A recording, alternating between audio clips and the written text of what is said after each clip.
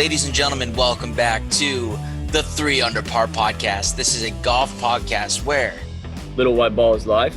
I'm your host, Scottie T, and I'm joined by my co-host, KJ at the bottom, T-Bone over there. What's up, boys? What's going on? What's up?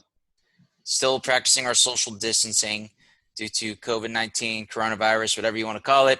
I don't know, but we can still play golf. If you're new here, thanks for being here. Golf podcast, Little White Ball is life. That's our saying. KJ, man, you've been playing a lot of golf, and I am loving it. We were able to get out there on Sunday and play, though. That was pretty fun. Yeah, we told KJ was playing a lot of golf like 3 weeks ago, and I think it's ramped up since then. Yeah. Yeah. No, it's actually 36? decreased. It's decreased quite a bit. Instead of the 5 days a week, I'm still probably getting to play the same amount of golf, just not as often. Every time I get to the golf course, I try to get as many in as the sun will allow. Definitely. So if you're new here because you listened to the Paul Tesoro interview, glad you're here. Thank you for subscribing. So subscribe, rate, and review on YouTube, Apple Podcasts, write reviews, follow us on social media at 3 Under Par Pod. The number 3 Under Par Pod. Fun weekend across the board, I'd say. KJ and Scaff, y'all were playing in the Big Kahuna tournament? Yeah. We're going to talk about that. We're going to talk about the tournament at Maridoe, and then we're also going to talk about the match that was just announced today between DJ, Rickie, Rory, and Matthew Wolff. And then at the end, we're going to attach the Chris Stroud interview. Scaff coming in clutch, getting the Chris Stroud interview. Fellas, that's our first ever PGA Tour card-holding member who has come on the show. I'm loving it. I'm fired up. Stay tuned for that later. I'll put the time description down in the bottom in the description. So, I'm really excited, dude. Stroud, he's a Houston guy. We're based in Houston. That was a lot of fun, Scaff. What'd you think? Yeah, it was pretty sweet. I didn't really know what it was going to be like, and I was almost kind of intimidated talking to a PGA Tour player. But I think if we wanted to, the interview could have lasted hours. Definitely. Good content. Good content for sure. A guy like him who's, I don't know if under the radar is the right word, but he's been on tour for such a long time. He has one win at the Barracuda, and that came – was it the Barracuda? Yep. And that came at a time where he was about to retire. He was about to just stop playing altogether. But that just shows that timing is everything. And he ended up getting the win, continues PGA Tour career. He represents Houston very well. He's from Southeast Texas originally, the Golden Triangle area to be more specific. Port Neches Groves, very passionate people down there, very proud people. So he talks a little bit about that and how he represents Houston. Because I know he did a lot of good work during Hurricane Harvey when that hit Houston pretty hard. And we talk a little bit about the transition to Memorial Park too. But before we get there, fellas, talk about the Big Kahuna tournament. Y'all both played, but on different teams, right? Yeah, we did. We actually met in the parking lot for a picture beforehand because I get a text from Scaff saying, my outfit is so bad that I'm actually bringing a backup outfit in case they don't let me on. You brought a backup outfit? I brought khaki shorts just in case. It's better than a dress, right? It is. But yeah, we posted it on Instagram, and I did think I saw one of the most demeaning comments I've seen on an Instagram. I don't know who said it, but they said type of outfits that looks like you're going to go searching for Pro V1s. I was like, shit, were they wrong? It's kind of accurate. It's kind of accurate for how the day went, but it was a fun tournament.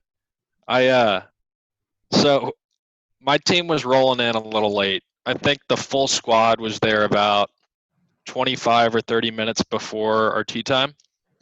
And there was this huge, monster barbecue lunch served, and you had to do a bunker competition before also. So I had 25 minutes to eat a barbecue lunch and do this bunker competition. So I'm driving the cart over, trying to eat these fucking brisket and sausage that weighs like 2 pounds, and I'm just stuffing it down. They're like, all right, hit a bunker shot. And I was like, okay.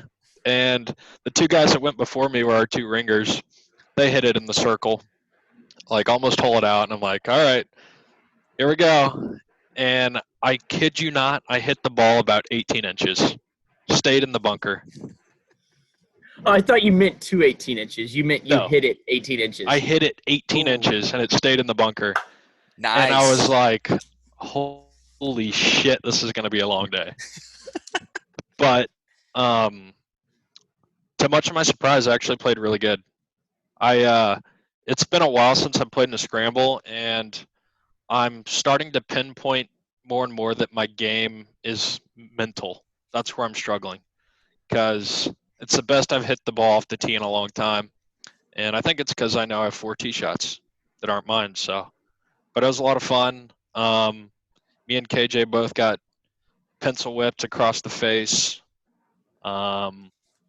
Every tournament. The worst I've ever seen, ever.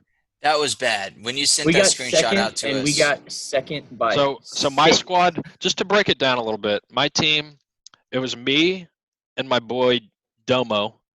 Domo, and we're shout out to Domo. We're about 5 to 7 handicaps. Our other 2 guys were relatively close to scratch. So we thought we had a pretty good team, and, just didn't make some putts here and there. Had a couple eagles, but I think finished at 15 under, which I thought we didn't think was going to win, but it's okay. And then KJ came in 54, which I thought was really good, and they sent us the leaderboard the next day, and turns out we lost by 9, which is a 48. And 48 was the winning score. Are you kidding me? Yeah. There was not a 48 out there. And Campbell, our previous guest, he was one of the ringers on our team. He had signed us up and got everything organized. And he emailed the tournament director, and he just straight up was like, you're going to have people, it's like, wow, 48. So they're not even going to try and hide cheating. And even the tournament director was like, yeah, I asked him about the mulligans and stuff. But apparently they had a hole-in-one on hole 11, which was playing about 220 into the wind. Yeah. So, I mean. Dude, those par 3s are tough out there. And yeah. KJ, it's another second place finish on the belt at Cypress Wood. How's it feel?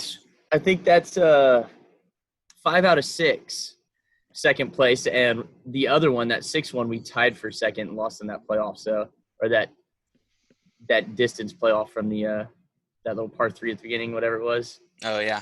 So, man, yeah, it's literally you go out there and you play for second place, you play for the free booze and barbecue. That's what we've kind of written off first place. My takeaway from this tournament is, I mean, when you're playing in a scramble with prizes at a public course, I mean, you might as well, yeah, like you said, there's no reason to really play for the win. You go out there, you get hammered, and that's if you played a private course, you at least have a reputation to uphold, and people know each other. I don't know who the hell those guys are. Maybe we need to have them on the podcast because they can all be on the PGA Tour. I think we should challenge them for. We have their names. Yeah. Yeah. Cal was like, Scott, let's go track them down. Let's go get them. I was like, all right, that sounds good. I didn't say it that violently, but that's what I meant. Yeah. I was interpreting for you on that. But, I mean, because I played pretty well on Sunday. To my own horn. That's probably the best I've hit the ball in a long time, to be honest. So, pretty fired up, man. Corona life. We're going to keep playing, keep working. Little White Balls life. But just to give you a little insight on what my team was rolling up with to this tournament, we had 3 cases of White Claws, quite a few beers, and on the way, Nate stops at the liquor store. I go in with him, and he goes, hey, do you have any of those little fireballs? And she goes, yeah, right over here. And there's like 6 of them. And he goes, yeah, do you have a brick of Fireball? And I'm just like, so she gets the saran wrap thing out like that. sells him a brick of Fireball. So it was Yes. a toasty tournament. Most people don't know what that is. Actually, the normal person doesn't know what that is. I agree. Yeah. As soon as he said yes, I was just like, well, there goes my day. It's just for the listeners out there, it's basically like a mini thing of bubble wrap with just like rotating pocket shots of Fireball. It's a violent thing to look at. It's hard on the eyes. That's so good. I love it. Well, good time. Again, another second place finish. Hopefully, Cypress will keep those going because those tournaments are fun.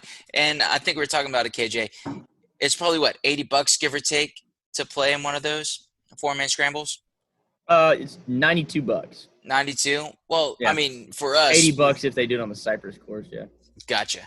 Well, generally we finish at least top 3, and we always get pro shop credit. So I feel like we come ahead most of the time. Definitely worth it. Got a $100 gift card to pay for the next one that I'm gonna get second place in June. Yeah. Pretty excited. Oh man, absolutely. So PGA Tour still not going on. Well, first off, before we move on, is there anything else you want to add about the weekend? I think we're good. I think we need to have the guys that won on the podcast. So Yeah.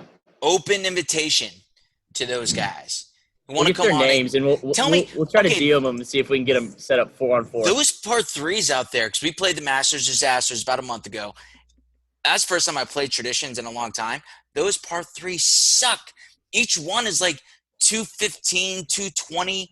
Maybe there's one that's under 200 yards and generally plays into the wind somehow. Like, and you're telling me you got a hole-in-one on that? Like, get out of here, man. It was the only one that was really playing short, and I think it was like 150 something. Yeah. 2 was actually as easy as they could have made it play. They put it right in that front. Last time they put it up and over around that ridge. Yeah, it was like right bunker. On top. I was like, what the fuck? What are you going to do? 200 yards out, and I got to hit it in the 5x5 area? Like, fuck off. Like balloon slice and hold it. That's all you got. So, considering that team made no pars, that's 6 eagles and 12 birdies. That's what I just get. 6 birdies? Or sorry, 6 eagles?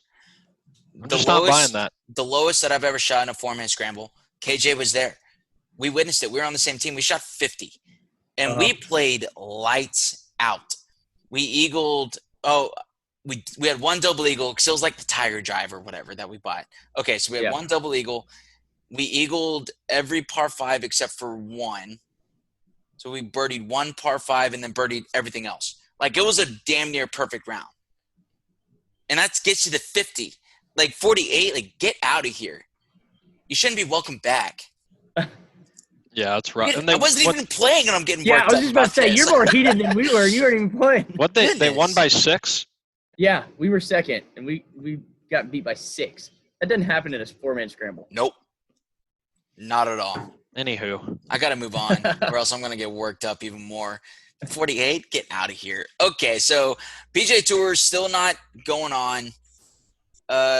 When are they coming back? About a month from now, I think, is the Charles Schwab Challenge at Colonial, June 4th. So we got to wait another month. No PGA Tour golf. And there's been a little bit of golf, though, that's being played, thankfully. I want to start off with the tournament at Maridoe. Up in Dallas, Scottie Scheffler won. Pretty sick. Scottie Scheffler, great dude. He's on my list of, like, up-and-coming guys. Keep your eye out for. That guy is a stud. He's going to be a multiple major winner on the PGA Tour, in my opinion. And he went out to Maridoe and won. Pretty good. T-Bone, a little golf gossip, though, came from that weekend, huh? You're talking about Spieth? Yeah. Yeah. Is he canceled? No. No? Okay. Continue. Yeah, we said 2020 is good to go. It's a bad month to get back on. It's a bad year to get back on track. Maybe he needs this time. This could be crucial for him to get his game back. Yeah, it could. But yeah, this tournament, this was a fundraiser basically for caddies in the Dallas area, things like that. It's also the course where Scott lost to Darren Williams. Yes, that is the NBA player Darren Williams, just for the record. Unreal. That's where, okay, so Maridoe is where if you go back and listen to the episode, I don't even know what number it is, like 40-something. It's called The Golfing Disaster. I played in the Texas Mid-Am this year, and you know what? I got that for both of you guys right there because Easy. I'm not the one who's firing least- shots at you. hey, at least I qualified for it. I shot 74 sterling to qualify for that tournament. I didn't even qualify. I was the alternate. But anyway, it's not the point. Sorry, I had to.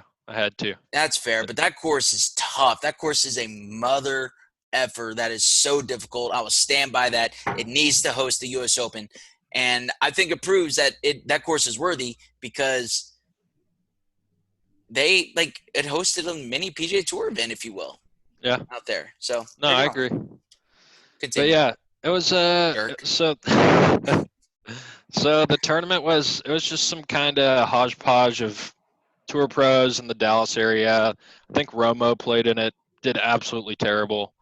But Victor Hovland played in it too. Okay. Yeah. How bad did he play? Did he beat Scott?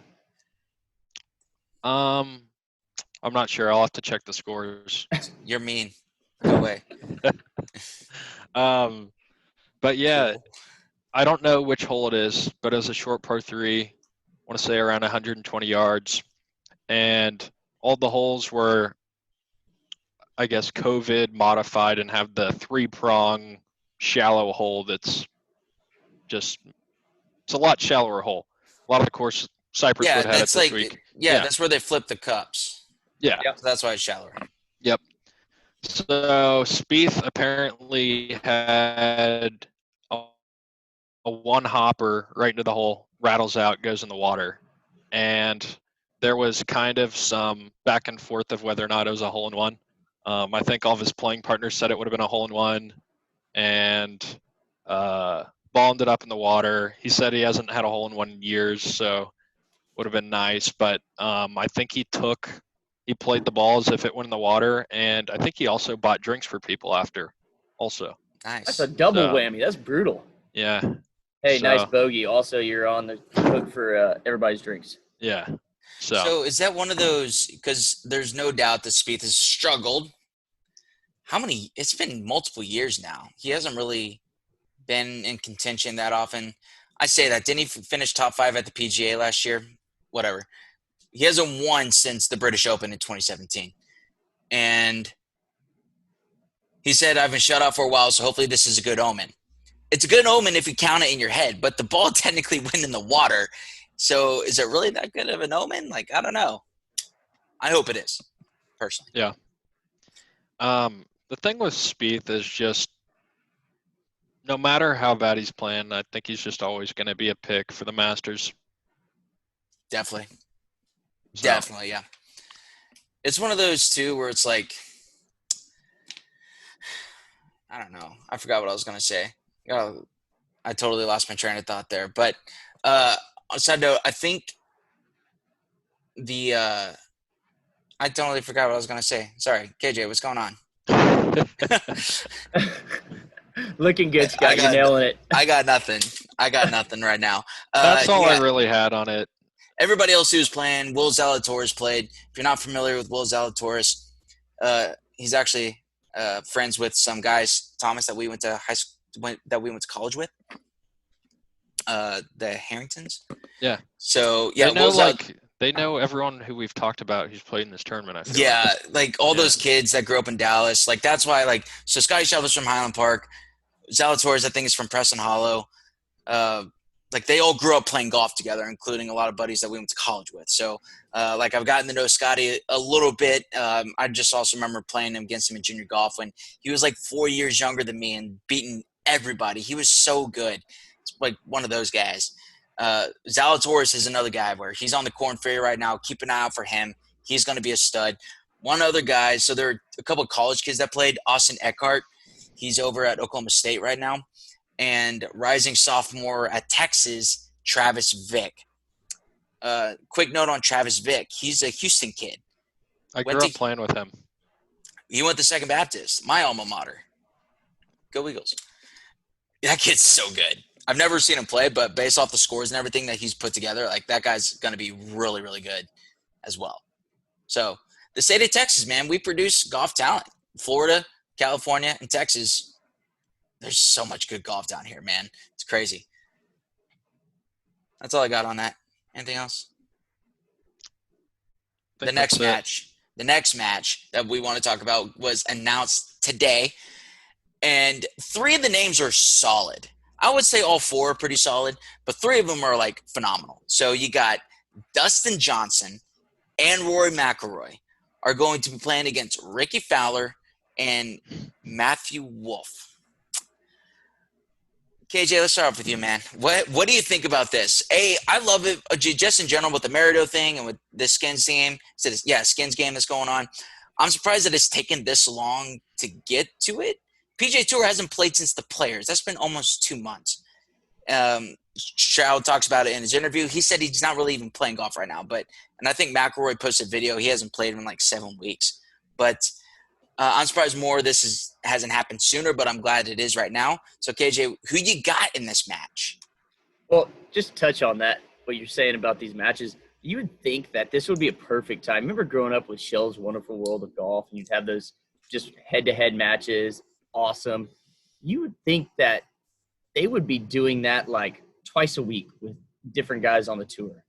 Like a match every other day almost, where no fans or anything, but at least televise it, There's nothing wrong with 2 guys going out there in a camera crew. That's not an issue at all. That would be awesome to watch. If you've seen on Instagram, Rickie and Justin Thomas are playing pretty much every day. They're playing with Persimmon Woods and all that stuff. Yeah, I saw that. If they put that on the Golf Channel or something, why not? That'd be awesome. It's already there. Why not? Yeah. With the rest of the sports world that is completely stopped, like something like that is exactly what we need to get 100%. Through this time. Absolutely. Hell, even their lefty match. That would have been awesome. That would have been fun to watch all the way through because you'd be able to be like, wow, these guys are some of the best players in the world. But look how hard this shit is. Yeah. Like, that's hard stuff. Golf is hard. Seeing them struggle for once would have almost been nice and welcoming to see that. All right, so I am very surprised that they're putting DJ and Rory on the same team. That being said, I do not think Matthew Wolff is the lowest ranked player in that foursome. I think if you were to put Rory and Wolff together, it wouldn't even be a show. I think Wolff is better than Rickie right now. No doubt. Really? Yeah. What? And DJ's just so – what's the format? Did they say the format? Is it a 4-ball? The Skins game. Let's see. How are they doing skins with teams like that? Oh, also on a side note, it's taking place at Seminole Golf Club, which is the first time it's going to be televised. Seminole is. That's like the Augusta National of Florida, pretty much, Seminole Golf Club. Like one of their big claim to fame is that they turned down Jack Nicklaus as a member at one point. Is that cool to do, or? Yeah, like why would that be something you talk about? It's a bunch of probably old white guys with so much money that they can do whatever they want. Great, more power to them. I'm trying to find. I don't know what. All right, we got 10 minutes left. I know he's good, but it's just so freaking random that Matthew Wolff is in this. Like, how did he, of all people, get a spot in this? That's a great question. I don't know. That is a phenomenal question. Put a Brooks Koepka in there. Yeah. And is the event, I want to say it's sponsored by TaylorMade? Yeah. Does that have anything to do with it? That might be why. Then at the same time, I know Rickie, I guess he plays their golf ball, but, I mean, he's not a TaylorMade guy. So that's random, too. I thought he was hitting their – is he hitting their drivers right now? I don't think so. I think he's pretty Cobra through and through. I think he's locked in Cobra. Yeah. Okay. So it's just, I don't know. I think that guy, what's his name? Tiger Woods. He's like a TaylorMade guy. But I guess he's already tied up in the other tournament. But, yeah, we haven't really talked about that. The Tiger, Phil versus Brady and Peyton. That's interesting. Brady's got a pretty good little move. I was looking at Brady hitting some, I guess it was like knockdown wedges. He's got a pretty good little move. Yeah. But then you gotta think, as much as Peyton's had time away from football now, he's out there just swinging the sticks. So, right. That's hard to call. So, Scaff, who you got? No, but real quick, I couldn't agree with you more. I think having Matthew Wolff, I've been on the record saying that Matthew Wolff will be the best player to ever come out of Oklahoma State. But there are three PGA Tour rookies right now, or I guess last year, that have already won on tour. Wolff, Hovland, and Colin Morikawa. Right? I would think, at least right now, Matthew Wolff isn't the best out of those three. So I'm with you. Like, how did he get – I would say probably Morikawa was the best player at the moment. Yeah, obviously it could shuffle from week to week because all those guys are so freaking good.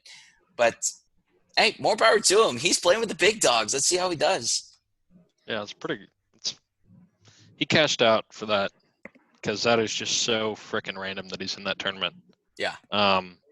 Pretty much a landslide on who we're picking on this one. Yeah. Let's move on. I think so. It's got to be DJ and Rory. I mean, they're the two best drivers of the golf ball maybe ever. And you got to look at DJ though. He's so awesome or middle of the road though, because his putting woes. And same thing kind of with Rory though. If you get the other two guys going, you might make a match. But on paper, it looks like Rory and DJ should just annihilate him. I would take DJ's C game over 90% of the PGA Tour, though. He's still – and Rory McIlroy's C game. I'll take Rory McIlroy's probably D game over anybody else on tour. Yeah, those guys are just always playing like shit, and they finish in a major. Yeah. Always. Rory McIlroy, those backdoor top tens. What can we say? So that's really excited. Maybe it takes so long to do stuff like this because of the production value that's going behind this. It's going to be PGA Tour, NBC Sports, Sky Sports are getting involved. Holy crap, that's a lot of hands in the cookie jar to get something like this done. But bottom line is I'm glad they're getting it done. But to your point, Scaff, maybe we can just go to Instagram and watch people play left-handed. Yeah. Either one. Either one sounds good to me. KJ, you mentioned the Shell's World of Golf. I couldn't agree more. Bring it back right now. Now's the time, especially with the on-demand service that you have now. It's you know what? If I want to go see Brandt Snedeker go play, I don't know, anybody else, Chris Stroud, then if you want to pay $19.99 to go see it, hey, more power to you. Those guys got nothing else going on. As Paul DeSory mentioned, they're not getting paid because they're not playing. This could be a good – anyway. Bring it back. Should we talk about the other match that we just briefly touched on? Yeah, we just briefly touched on it. Who's playing with Tiger? Is it Brady? Peyton Manning's playing with Tiger. One of my favorite episodes of Entourage is Tom Brady, and when Drama breaks his club. Yeah. On there, shout out to Garza, friend of the pod. I got to go Tiger. It's Tiger Woods. Peyton has probably been working on the game. Tiger and Peyton or Tiger and Brady? Tiger and Peyton. I think Peyton's been playing a lot of golf post-retirement, and Tiger's still the best player in the world.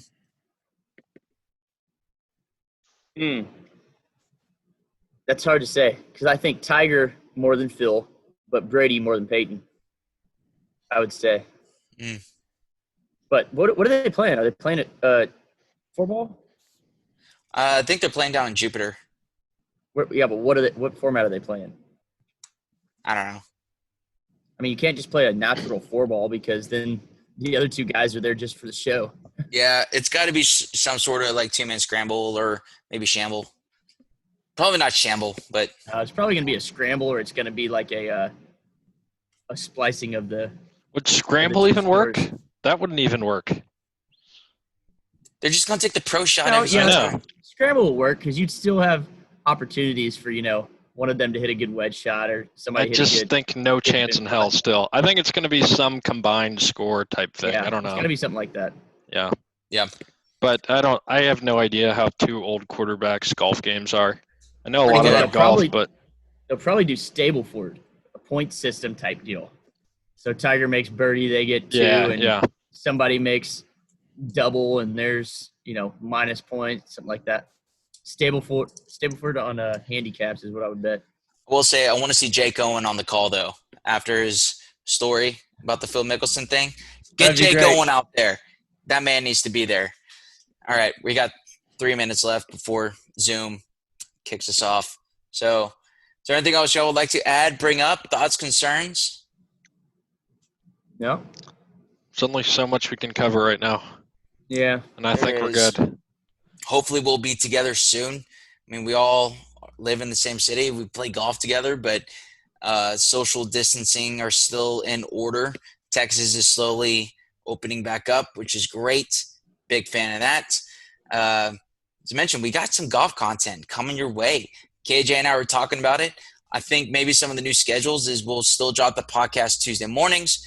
We will upload another video probably on Fridays. That's what I'm thinking. Whether it be KJ, we still got to get your New Zealand trip from January up there.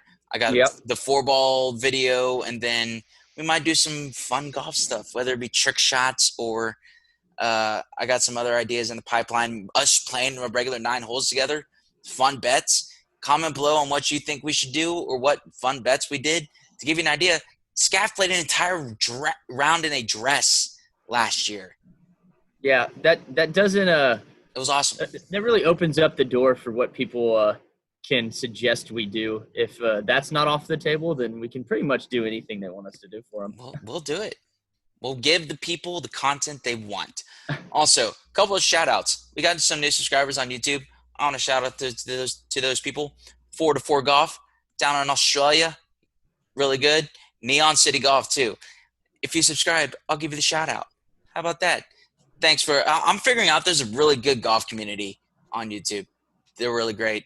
And boys, I think that's all I got. Thanks for tuning in. Chris Stroud interview coming up. It's great. Houston guy, longtime PGA Tour member. Thanks, Chris, for coming on. Go check out the Paul Tesori interview last week. Webb Simpson was on the No Laying Up podcast that dropped today. So we got his caddy on last week. It's great.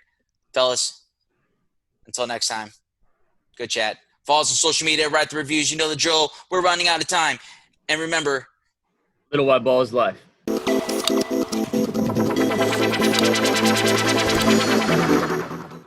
So, Thomas, you want to take it from here, man, since you got this all set up? Yes, sir. Yeah, so, again, thanks for hopping on. I think we're going to do just 15, 20 minutes or so, get you out of here, and that works for you? Yeah, absolutely. Cool. Chris, where do you play at mostly around here?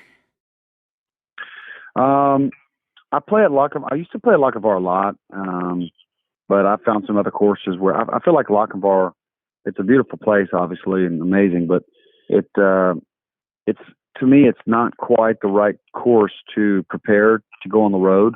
Mm-hmm. So I play a lot of the Woodlands courses. Lately, I've been playing a lot of the Houston Oaks, which they took a golf course over and redid it. And I've been playing out there with a friend of mine. I think I'm going to join there. It's out off 290 and 99. And I tell you what, it's one of my favorite courses in Houston. It's really well built.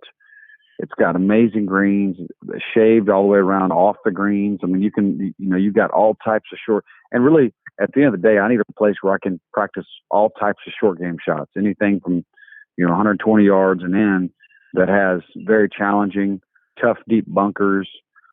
Flop shots, chip bump and runs, and putting off the green. I mean, that's the kind of stuff I need to practice, because when you go on the road, I'm playing all these very difficult golf courses with tough greens and firm greens. And so that place is one of the best I've seen. Yeah.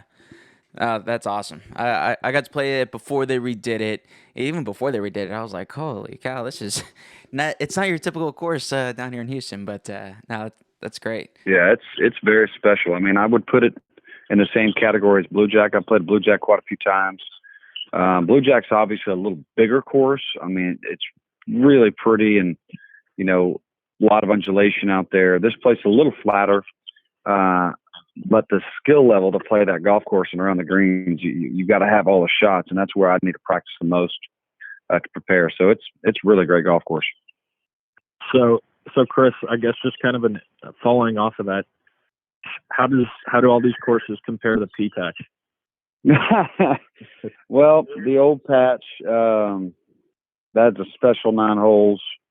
The pro when I was growing up was Josh LeBove, who happened to be a student of my dad. My dad was a science teacher for 30 years and physical science, actually. and then became a chemistry teacher later. But Josh LeBeau was the pro, very, very sweet guy, always took care of me, let me come out there and play anytime I wanted to, and if anybody's ever played the Pea Patch, it's a flat, square piece of land. They had sewage ditches or drainage ditches around two sides, and on one of the holes there was a huge water tower up the side of it, and then they built dog legs with white OB stakes.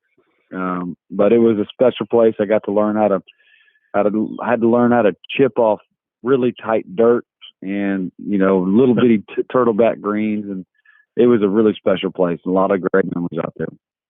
That's awesome. So I actually never had the chance to play it, but Yeah. a little history is my dad. I'm not sure which hole it is, but my dad grew up. His childhood home was on one of the holes.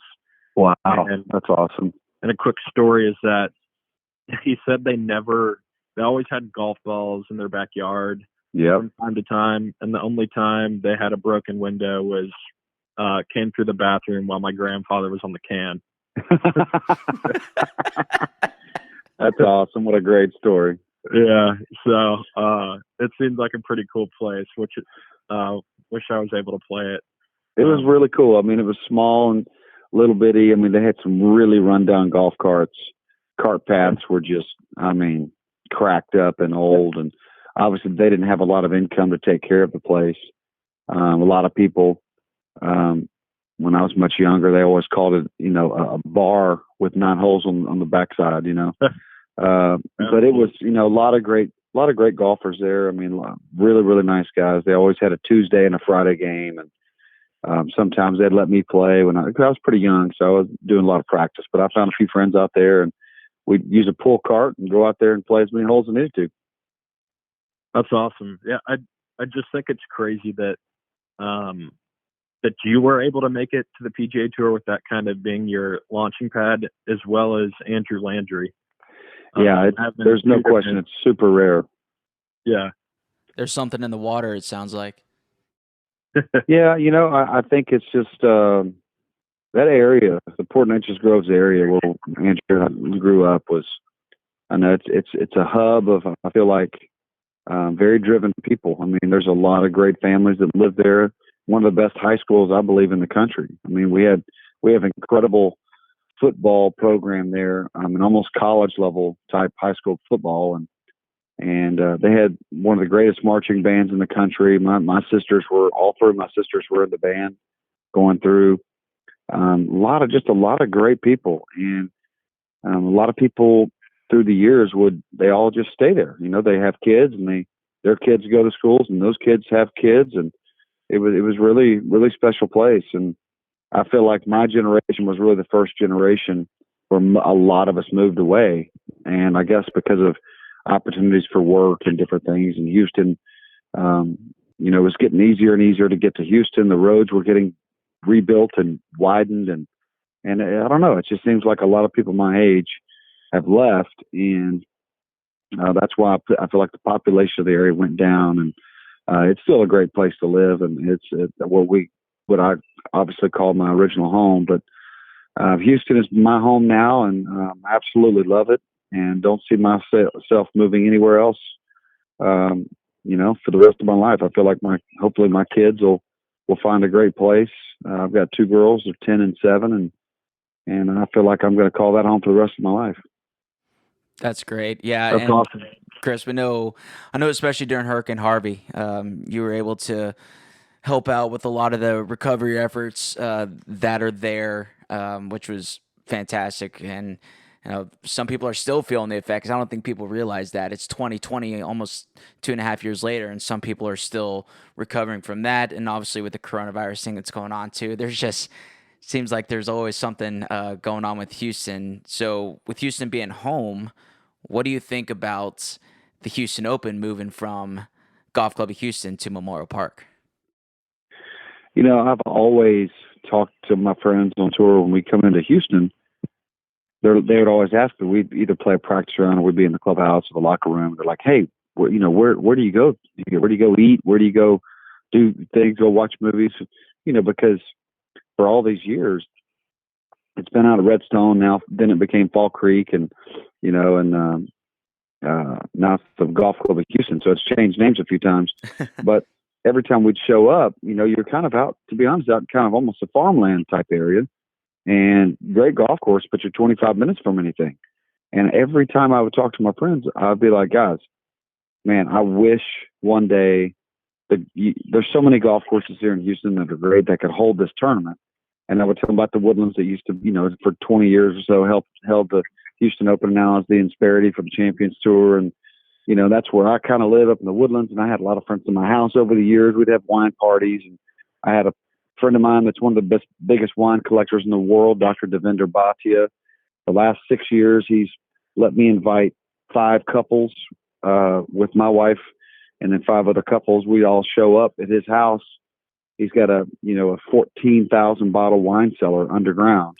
And so we'd have like a really, really high end dinner, a 5-course meal, and catered. And it's just an incredible it's an incredible estate and mansion he has there. So a lot of my friends have met him, and but I'm so happy that with, even though the golf course was great and a lot of guys loved it out there, I was always waiting for something like this to happen. And for it to move finally to Memorial Park just could not have been any better timing, couldn't have been a better idea. I think it's amazing. I think it's great for the city of Houston. Obviously, with COVID-19, it might have been a good thing for the course because the course was still growing. They needed a lot of work, and obviously got rebuilt. I was there with Mr. Jim Crane. I played with him in the opening day. We teed off on 1, and the mayor was there, and it was just a great event we had. But I don't know the stats, but I would say Memorial Park has got to be up there close to Bethpage and some of the best public golf courses in the country. I do know they were grossing over $2 million a year just on the driving range. Oh my gosh! At the old driving range, and that's why Jim Crane raised a lot of money and built this Top Golf style driving range for everybody downtown to have a great place to go hit balls. So I'm super excited that the Houston Open is going downtown, being at Memorial, right there by the Galleria, basically the nicest place and area, River Oaks area, right? Westheimer and all that. The best area in Houston, where now all my friends can come in town within a 5 or 6 mile radius from that golf course. There's 300 or 400 hotels. There's 500, 600, 700 restaurants. So I'm just really excited for everybody to be able to experience Houston like I know it. Yeah, that's awesome. I think just as from the fan perspective, we're pretty excited too, just being close to the city. So I think it's going to be good for everyone. I think so too. And I will say this, no matter whoever runs the tournament or how much experience the tournament has, it always takes a couple of years to get the tournament just right. And it could be a course set up or a couple of holes that weren't set up right because they, and obviously Tom Doak made the redesign, and I've played a couple of times now, and I thought he did a good job. But, as far as tournament goes, there's always something that needs to be cleaned up and made better. And so it always takes a couple of years. I'm sure Jim Crane and the Houston Astros Foundation, I'm sure they've got a lot of great people on board there. So they'll learn very quickly, and I'm sure they won't make a lot of mistakes. And hopefully the first year everybody's blown away. And now with it being placed where it is now, and obviously all those majors in the fall now, it's going to be pretty interesting. I think it's going to be a totally different attitude and a totally different feel now that we're going to the fall for the first time. That's going to be pretty cool. So I'm excited. Yeah, I was kind of, again, as a fan, I was kind of selfishly excited that it's almost in the peak of PGA Tour events, majors, and all that. So I think it is going to be pretty cool. Yeah, absolutely. I'm excited because it's always been. Same thing. I've always talked to my friends on tour, like, the springtime is nice. It's an incredible place, an incredible time to play golf in Houston. We get 8 or 9 really good months a year, maybe even almost 10. To play golf in Houston. And I've always said the fall is my favorite time of year to play golf because I feel like the weather is just so stable, except for those monster hurricanes that have come in the last few years. But most of my life, the Houston area, from October through December is usually amazing. So I'm really looking forward to having the Houston Open in the fall. I couldn't agree more. Yes. So just kind of continuing on upcoming schedules and stuff, I was just kind of curious to know what's been your current golf state during this whole quarantine. Have you been kind of hanging it up or practicing? You know what? I've really taken advantage. Well, one thing, we had to move. We are building a new home. We've taken 2 years to, get the plans and get all that. We had a team of people, and we've just created this beautiful house. But we were hoping to be done by June, which we found a 2-year lease that we got to move into right around the corner from the other house we lived in that we sold in 9 days. We didn't need to. We thought it was going to take us a year to move out of this first home. Well, we had 3 offers in 9 days. So we sold the house very quickly. So we had to move into a 2-year lease so we could take our time, have plans, and build a new one. Well, we moved into this 2-year lease, and now we've had all these delays with weather and different things. And so we're not done with the new house. So we had to move out of a 2-year rental into an Airbnb. And that's one of the reasons why we came up to the lake. Once we got out of the big house, rental house we were in, we've got a lot of things in storage. And this little Airbnb is the smallest house we've lived in as a family, which I love because it's easier on my wife and easier to clean. And my kids, they're getting a little taste of reality. They've been living in these mansions all their life, and now they're getting to live in a normal sized house. And they're like, "Daddy, I like this. It's kind of cool." And I was like, "Well, I'm really glad you appreciate it." But but anyway, we spent 2 weeks basically packing and moving into that. And then once we got done with that, we came up here to the lake to take a break. But so I've been pretty busy. I mean, I've been lifting boxes, almost no golf. I've played 2.5 rounds of golf the last 6 weeks, which has been amazing. You would think that it would be good on my body, but I feel like it's been worse. And I've still worked out. Obviously there's no gyms to go to, but I have all my equipment up here. I brought all types of stuff and a lot of stretching. But if I don't get up and stretch and get my body moving and foam rolling and do some exercises, I don't feel as good. It's interesting. I thought with this time off I would feel better, but I don't. I feel worse. It's almost like golf. As you get older, it helps you stay in shape rather than just hurt to play. When you're younger, the more you play, your feet get sore, your legs get sore, your back gets sore just from playing. But I feel like the older you get, you may get a little sore from walking or hitting a lot of golf balls, or your hands may get a little blisters on them and stuff. But the truth is, it keeps your body mobile, it keeps you moving, and makes you feel good. So I'm definitely looking forward to getting back on it. And we're going to stay up here for another 2 weeks, like I said. And I've been really enjoying some time with my girls. First time ever that I've been literally home for 6 weeks every single day, helping with do schoolwork and just having a normal life. To be honest, I've actually enjoyed it probably than most people. I haven't been stuck at home, bored out of my mind. We've actually been very busy because of the move, and then up here at the lake. So I've loved it. I've loved it. But I just haven't played much golf. Very little golf. 2.5 rounds. Like I said, I played Houston Oaks a couple of times, and I played the Woodlands one time. So golf has been almost absent. But I'm definitely looking forward to it. I mean, I know for a fact that as soon as we get back on it, I feel like I probably won't have 1 week off until December. I mean, it's going to be absolutely golf for 7 straight months, 6-7 straight months. So I've got to be prepared for that. And then I told my girls, I said, listen, this has been awesome for me and awesome for us. I really want us to enjoy this. But when Daddy gets back home, it's hardcore. I'll be playing golf basically every day for probably 6 straight months. Wow. That schedule that the PGA Tour came out with looks insane.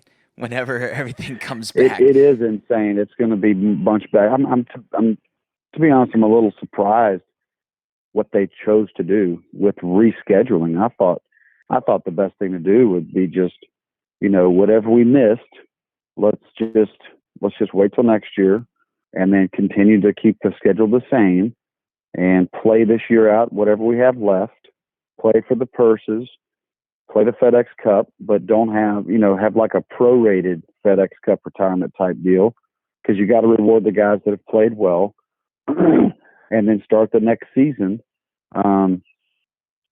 Basically the same as what they did come out with. They did come out with a great idea.